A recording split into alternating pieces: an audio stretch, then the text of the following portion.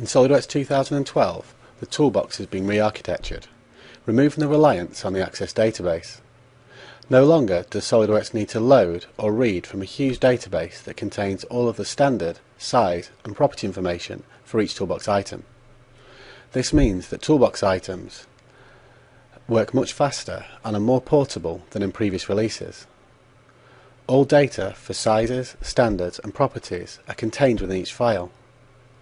Starting up and browsing Toolbox is also much faster. In fact, you should expect to be able to configure a new part in less than a second. And if the configuration is already available, this should be almost instant. As you can see in this example, fixing the plate onto the framework with hex head bolts and star 1 hex nuts takes no time at all, and we are never left waiting for the computer to catch up. The removal of the database dependency also means that the toolbox folder structure can be modified to help organise and access your toolbox. Taking a look at the Toolbox Settings application, you will see some great new enhancements and tools to help administer your standard library of parts. Here I want to group together washers and O-rings. Creating a new folder and giving it a name is all that's needed. SolidWorks 2012 gives you the control to organise your files in a way that suits you and your company. To move the components and manipulate the toolbox structure, you can simply cut and paste any folder and group together similar types. Right-clicking on a folder also allows you to add your own files to the toolbox.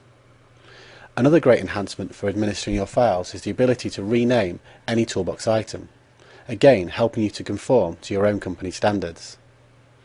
If you add properties to toolbox items, these properties will always reside with the files, if they are ever moved or if the files are shared. The SolidWorks Whole Wizard database has been separated out into its own category within the Toolbox Settings application.